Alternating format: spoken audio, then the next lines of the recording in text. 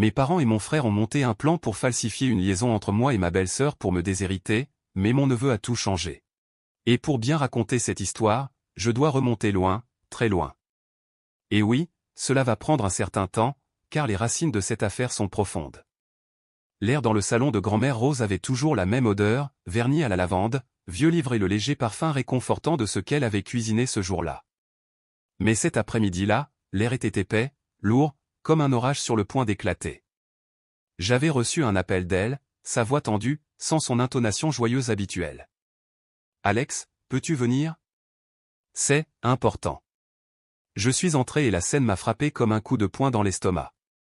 Mes parents, Richard et Linda, étaient assis raidement sur le canapé antique, un endroit qu'ils évitaient généralement à moins qu'il n'y ait quelque chose à y gagner. Mon frère, Ethan, le garçon en or, était perché sur le bord d'un fauteuil, l'air suffisant. Et Sarah, la femme d'Ethan, ma belle-sœur, était effondrée dans une autre chaise, les larmes coulant sur son visage, refusant de me regarder dans les yeux. Grand-père Joe, généralement un homme au rire tonitruant et aux poignées de main fermes, avait l'air, rétréci, son visage un masque de déception. Grand-mère Rose avait juste l'air fatiguée, plus vieille que ses 70 ans et quelques. « Alex, commença grand-père Joe, la voix rauque, nous avons entendu des choses. Des choses très sérieuses. » J'ai froncé les sourcils. « Quelle chose, grand-père ?» J'ai regardé autour de la pièce, mon regard s'attardant sur Sarah. Ses sanglots s'intensifièrent. Ma mère, Linda, toujours la reine du drame, intervint, sa voix dégoulinant de fausse sympathie. « Oh, Alex, comment as-tu pu ? Comment ai-je pu quoi ? » J'avais un très mauvais pressentiment. Cela semblait orchestré. Puis Ethan, mon parfait et bien-aimé frère aîné, se leva.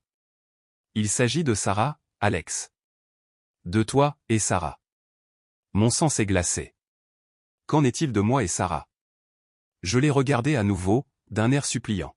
« Sarah, de quoi parle-t-il » Elle secoua simplement la tête, enfouissant son visage dans ses mains. « C'est mon père, Richard, qui a porté le coup fatal, » sa voix dénuée de toute chaleur, comme toujours lorsqu'il me parlait. Sarah a avoué, Alex. Elle nous a tout dit. À propos de la liaison. À propos de la façon dont tu l'as mise sous pression. La pièce tourna. Une liaison ? Avec Sarah ? L'idée était ridicule. Sarah était, eh bien, elle était la femme d'Ethan. Nous étions cordiaux, même amicaux, de cette manière familiale distante. Mais une liaison ? Et moi la mettant sous pression ? C'était insensé. C'est un mensonge, bégayai-je, la voix tremblante. Sarah, dis-leur. Dis-leur que ce n'est pas vrai. Elle pleura encore plus fort, un son pathétique et brisé. Les preuves sont assez convaincantes, Alex, dit Ethan, un petit sourire cruel jouant sur ses lèvres. Il désigna une petite pile de photos imprimées sur la table basse. Des photos que je n'avais jamais vues auparavant. C'était le début. Le début de leur tentative pour détruire tout ce que j'avais, tout ce que j'étais. Et pourquoi ? Eh bien, cette partie viendra plus tard. Mais pour comprendre comment nous sommes arrivés dans ce salon suffocant, vous devez comprendre ma famille. Voyez-vous, j'étais l'accident. Le bébé surprise. Mes parents, Richard et Linda, étaient jeunes lorsqu'ils ont eu Ethan. Il était leur fierté, leur joie, celui sur qui ils avaient placé tous leurs espoirs et leurs rêves. Puis, 5 ans plus tard, je suis arrivé. Inattendu. Indésirable, si je suis honnête. Ils ne l'ont jamais dit ouvertement, pas en autant de mots, mais on ressent ces choses, vous savez ? C'est dans la façon dont ils vous regardent, ou plutôt, ne vous regardent pas. C'est dans le ton de la voix, les soupirs, la façon dont vos réussites sont accueillies avec indifférence tandis que le moindre éternuement de votre frère justifie une parade. Ethan ne pouvait rien faire de mal. Il a eu le nouveau vélo, les jouets chers, les derniers vêtements. J'ai eu des vêtements d'occasion et des leçons sur la gratitude pour le peu que j'avais. Si Ethan cassait un vase, c'était un accident, les garçons seront des garçons. Si je ne faisais que traîner de la boue dans la maison, j'étais négligent, inconsidéré, un fardeau. Il ne me détestait pas, pas d'une manière active et brûlante. C'était plutôt, j'étais une gêne, un meuble sur lequel il n'arrêtait pas de trébucher. Mon salut est venu sous la forme de grand-mère Rose et grand-père Joe, les parents de mon père. Ils vivaient à quelques rues de là, dans cette vieille maison victorienne avec le grand jardin. Ils l'ont vu, vous savez? Ils ont vu comment je me fondais dans le décor dans ma propre maison. Quand j'avais environ 6 ans, après une crise de grippe particulièrement grave où mes parents se sont à peine souciés de moi, grand-mère Rose a tapé du poing sur la table. Il vient vivre avec nous, Richard, avait-elle dit, la voix ferme, sans possibilité de discussion. Mes parents, probablement soulagés d'avoir une bouche de moins à nourrir, un problème de moins à gérer, ont accepté avec un minimum d'histoire. Je me souviens qu'Ethan a eu l'air un peu jaloux pendant environ 5 minutes, puis il est retourné à son nouveau jeu vidéo. Vivre avec mes grands-parents, c'était comme entrer dans la lumière. Soudain, j'avais de l'importance. Ils écoutaient mes histoires de l'école, m'aidaient avec mes devoirs, m'apprenaient à entretenir le jardin, à faire des biscuits avec grand-mère, à réparer des choses avec grand-père. Ils louaient mes efforts, encourageaient mes intérêts.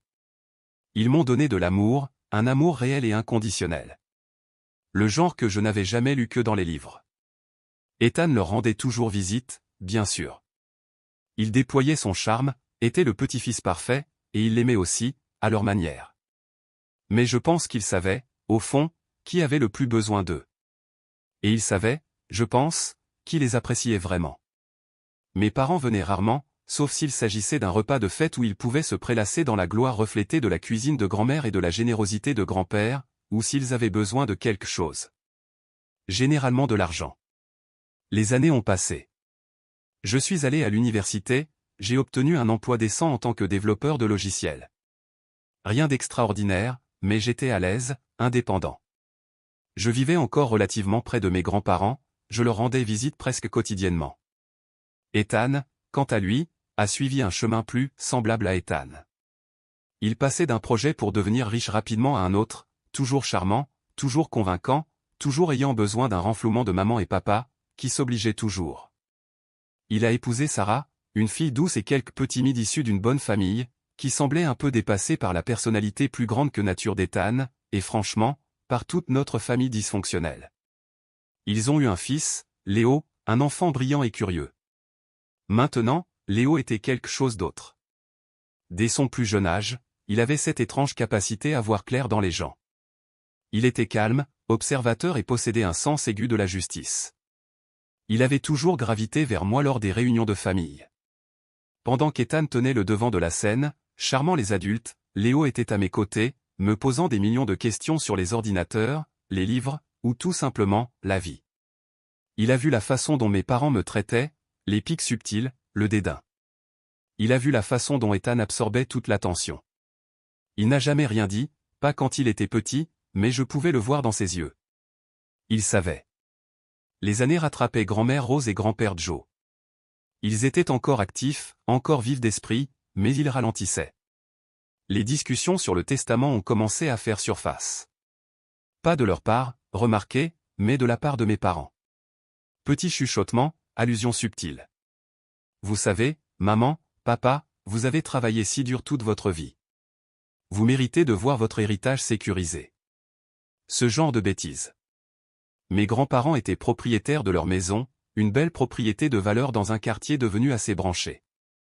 Ils avaient également des économies considérables, des placements qu'ils avaient soigneusement gérés pendant des décennies. C'était une succession substantielle. Je n'y ai jamais beaucoup pensé. Mon héritage était l'amour et la stabilité qu'ils m'avaient donnés. C'était plus que suffisant. Mais clairement, pour mes parents et Ethan, c'était tout ce à quoi ils pensaient. Donc, retour à cet horrible après-midi dans le salon. Les preuves. Ethan, avec un mouvement théâtral, prit la première photo. Elle était granuleuse, clairement prise de loin avec un téléobjectif. Elle me montrait, moi et Sarah, assis dans un petit café, en train de rire. Ceci a été pris mardi dernier, annonça Ethan. Tu m'as dit que tu travaillais tard, Sarah. Et Alex, tu as dit à grand-mère que tu étais à une conférence. Mon esprit s'emballa. Mardi dernier? J'étais à une conférence. Où, attendez. La conférence s'est terminée tôt. J'ai croisé Sarah en ville. Elle avait l'air bouleversée, elle a dit qu'elle s'était disputée avec Ethan. Je lui ai proposé de lui offrir un café, de lui prêter une oreille attentive. Nous avons parlé pendant peut-être une demi-heure. Elle a semblé se remonter le moral un peu. C'était complètement innocent. Ethan, c'est ridicule, dis-je. J'ai croisé Sarah par hasard. Elle était bouleversée. Nous avons pris un café. C'est tout. Sarah tressaillit mais ne dit rien. Puis vint une autre photo. Moi, aidant Sarah à porter de lourds sacs de courses dans sa maison. Ethan était soi-disant en voyage d'affaires. Sa voiture était tombée en panne, elle m'avait appelé un peu paniqué, ne voulant pas déranger ses parents ou payer un taxi avec toutes ses courses. J'étais heureux de l'aider. Encore une fois, complètement innocent. Et ceci, continua Ethan, la voix dégoulinant de fausse tristesse. Toujours là pour donner un coup de main, n'est-ce pas, Alex? Surtout quand je ne suis pas là. Puis il produisit quelques messages textes imprimés. Hors contexte, il semblait suggestif. Un de Sarah pour moi, merci beaucoup pour aujourd'hui. Tu es un sauveur. Je ne sais pas ce que je ferais sans toi. Est encore impossible. Un de moi pour Sarah, n'importe quand, Sarah. Tu sais que tu peux toujours compter sur moi. J'espère que les choses s'amélioreront avec lui. Lu avec un esprit suspicieux, connaissant l'accusation, il pouvait être déformé. Mais ils étaient justes, amicaux. Encourageants. Le genre de choses que l'on dit à sa famille. C'est insensé, m'écriai-je, regardant mes grands-parents. Grand-mère, grand-père, vous me connaissez. Je ne ferai jamais. Sarah est la femme de mon frère. Grand-mère Rose avait l'air conflictuel, ses yeux scrutant les miens. Grand-père Joe avait juste l'air las. Sarah, dit ma mère, la voix douce et mielleuse. Dis-leur, ma chère. Dis-leur comment il a profité de ta vulnérabilité. Sarah leva enfin les yeux, rouge et gonflée. Sa voix était à peine un murmure. Il était toujours si gentil avec moi. Ethan. Ethan peut être difficile parfois. Alex écoutait. Il comprenait. Mais ensuite il a commencé à dire des choses, à insinuer des choses. Je me suis senti obligé. Je ne savais pas quoi faire. Elle fondit à nouveau en sanglots. Ma mâchoire se décrocha. C'était une performance. Une performance bien répétée, digne d'un Oscar. Mais pourquoi? Pourquoi Sarah ferait-elle cela? Ethan la forçait-il? Je le jure sur ma vie, dis-je, la voix tremblant d'un mélange de colère et de désespoir. Je n'ai jamais dit ou fait quoi que ce soit d'inapproprié avec Sarah. Elle ment. Ou on la force à mentir. Je lançai un regard noir à Ethan et à mes parents. Pourquoi mentirait-elle, Alex? Demanda Ethan, tout en feignant l'innocence. Pour quelle raison inventerait-elle une histoire aussi horrible? Une histoire qui la déshonore, qui déshonore notre famille. C'était la question à $1 million, n'est-ce pas? Grand-père Joe prit enfin la parole, la voix lourde. Alex, c'est une terrible accusation. Si c'est vrai. Il ne put terminer sa phrase. L'implication était suspendue dans l'air, si c'était vrai, je serais renié, déshonoré. Et, surtout, rayé du testament. Et soudain, tout s'est éclairci. Le timing. La mise en scène élaborée. Mes grands-parents vieillissaient. Le testament était dans leurs esprits, ou plutôt, dans l'esprit de mes parents et d'Ethan. Il ne s'agissait pas seulement de salir mon nom. Il s'agissait d'argent. Il s'agissait de cupidité. Ils voulaient me sortir du tableau, complètement, afin qu'Ethan, leur garçon en or, puisse tout hériter. Mes parents, sans aucun doute, en profiteraient par son intermédiaire. L'audace même de la chose, la cruauté froide et calculatrice, m'a coupé le souffle. Détruire ma réputation, briser le cœur de mes grands-parents, tout cela pour de l'argent. Ils font cela pour l'héritage, dis-je d'un ton neutre, regardant droit mes parents et Ethan. Ils veulent que vous me coupiez du testament. Ma mère eut un hoquet théâtral. Comment oses-tu? Après ce que tu as fait. Ethan ricana. Toujours à jouer la victime, n'est-ce pas, Alex? Tu ne peux pas faire face aux conséquences de tes propres actions, alors tu nous blâmes. Les jours suivants ont été un flou de misère. Mes grands-parents étaient distants, confus. Je pouvais voir le doute dans leurs yeux, en conflit avec les années d'amour et de confiance qu'ils avaient pour moi. Ils ne disaient rien directement à propos du testament, mais la menace implicite était là. J'ai essayé de parler à Sarah à nouveau, j'ai réussi à l'avoir au téléphone une fois. Elle a juste pleuré et a dit, « Je ne peux pas, Alex, je ne peux tout simplement pas », avant de raccrocher. Elle avait l'air terrifiée. L'atmosphère dans la maison de mes grands-parents, mon sanctuaire, est devenue tendue. L'odeur de lavande et de vieux livres était toujours là, mais elle était entachée de suspicion et de chagrin. Je me sentais comme un paria. Le reste de la famille élargie, qui avait sans aucun doute entendu les ragots salaces et faux de ma mère, a commencé à me traiter avec un mélange de pitié et de mépris. J'étais à mon point le plus bas. Je me sentais totalement seul, trahi par les personnes même qui auraient dû être mes plus fervents défenseurs, mon propre frère, mes propres parents. Et Sarah, je ne savais pas quoi penser de Sarah. Était-elle une victime dans cette histoire, forcée par Ethan? Ou était-elle une participante consentante? Puis, environ une semaine après le début de ce cauchemar, Léo m'a appelé. Il avait 17 ans à l'époque, en dernière année de lycée, il suivait déjà des cours de pré-droit au collège communautaire local. Il était vif d'esprit, ce gamin. « Oncle Alex, dit-il, la voix basse et sérieuse. Pouvons-nous nous rencontrer? Quelque part en privé. Et n'en parle à personne. Je l'ai rencontré dans un parc tranquille, loin de notre quartier. Il avait l'air inquiet, mais aussi déterminé. Oncle Alex, commença-t-il, je n'y crois pas. À rien de tout cela. Une vague de soulagement m'a envahi. Le simple fait d'entendre ces mots de quelqu'un, de n'importe qui, était comme une bouée de sauvetage. Merci, Léo. Ça veut dire beaucoup. Ce n'est pas seulement un sentiment, continua-t-il, son jeune visage sérieux. Maman? Maman agit bizarrement. Elle a peur. Et papa est beaucoup au téléphone avec grand-mère Linda et grand-père Richard. Ils chuchotent toujours. Je les ai entendus, oncle Alex. Je les ai entendus parler de toi, et de l'argent de grand-mère Rose et grand-père Joe. Mon cœur battait la chamade. Que as-tu entendu, Léo? Des bribes au début, dit-il en fronçant les sourcils, concentré. Papa disait quelque chose comme, s'assurer qu'Alex n'obtienne pas un sou. Et grand-mère Linda disait comment, Sarah doit s'en tenir à l'histoire. Puis, il y a quelques jours, je les ai entendus plus clairement. Ils étaient dans le bureau, papa, maman, et grand-mère Linda et grand-père Richard étaient en haut-parleur. Ils pensaient que j'étais sorti avec des amis. Léo fit une pause, prit une grande inspiration. Ils étaient en train de répéter. Papa disait à maman quoi dire, comment pleurer. Grand-mère Linda la coachait pour qu'elle ait l'air convaincante. Ils ont parlé des photos, de la façon dont ils ont trouvé quelqu'un pour les prendre, de la façon dont ils ont déformé les messages textes. Ils se félicitaient de la façon dont cela se passait, de la façon dont grand-mère Rose et grand-père Joe commençaient à les croire.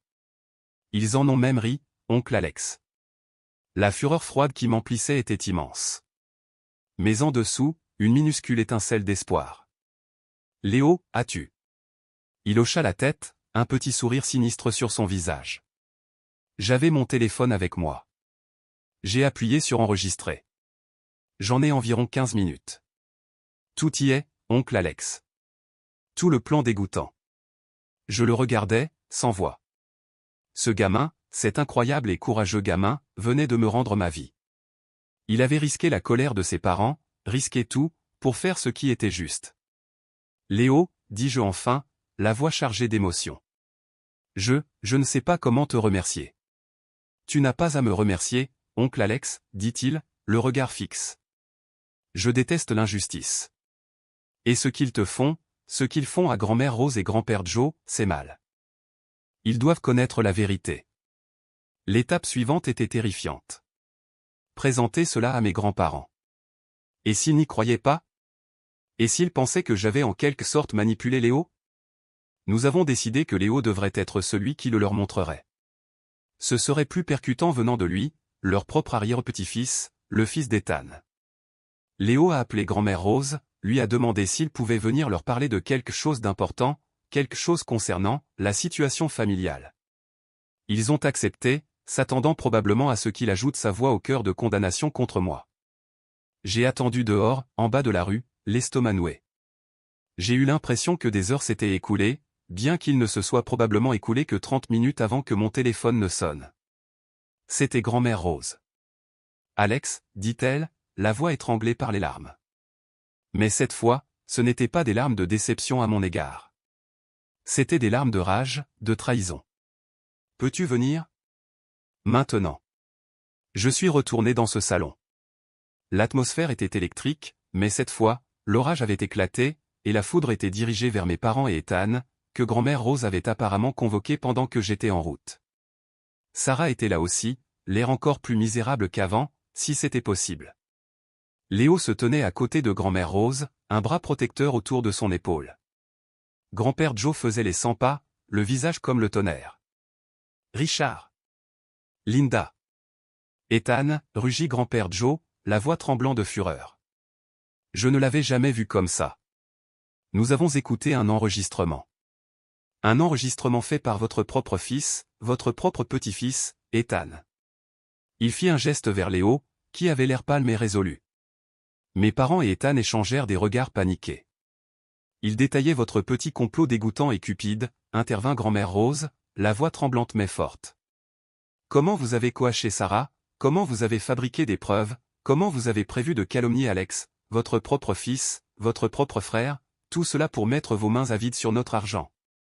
Ma mère commença à s'emporter. Maintenant, écoutez, mère, c'est absurde. Alex a clairement. Silence, Linda, tonna grand-père Joe. Nous avons entendu ta voix. Nous avons entendu celle de Richard. Nous avons entendu celle d'Ethan. Nous vous avons entendu rire de la façon dont vous nous trompiez, de la façon dont les larmes de Sarah étaient si convaincantes. Il tourna son regard furieux vers Sarah. Et toi, Sarah? Nous pensions que tu étais une gentille fille. Comment as-tu pu participer à une charade aussi cruelle? Sarah fondit en larmes, de vraies larmes cette fois, semblait-il. Ethan, il m'a obligé, sanglota T.L., pointant un doigt tremblant vers mon frère. Il a dit que si je ne le faisais pas, il m'enlèverait Léo. Il a dit qu'il dirait à tout le monde que j'étais une mauvaise mère. Il m'a menacé. Ethan avait l'air apoplectique. Elle ment. Elle était dans le coup depuis le début. Oh, je suis sûr qu'elle avait peur, Ethan, dit Léo, sa jeune voix tranchant à travers le chaos, froide et clair. Je t'ai entendu la menacer aussi. Tout était sur l'enregistrement. Cela fit taire Ethan. La couleur quitta son visage. Mes parents avaient l'air d'avoir été giflés. Grand-père Joe prit une grande inspiration tremblante. Pendant des années, dit-il, la voix brisée par la douleur, Rose et moi vous avons tous aimé. Nous vous avons soutenu, Richard, Linda. Nous t'avons gâté, Ethan. Nous avons donné un foyer à Alex quand vous n'avez pas pris la peine d'être des parents pour lui. Ses yeux, lorsqu'ils ont rencontré les miens, étaient remplis d'un profond chagrin et de regret. Et c'est ainsi que vous nous remerciez. En essayant de détruire l'un des nôtres?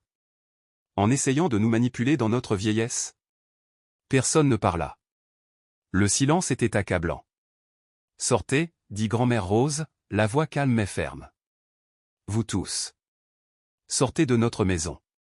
Mon père commença à protester, mais, maman? Dehors, hurla grand-père Joe. Ils se précipitèrent dehors, mes parents, Ethan et Sarah en sanglots, qui lança un dernier regard terrifié vers Léo et moi.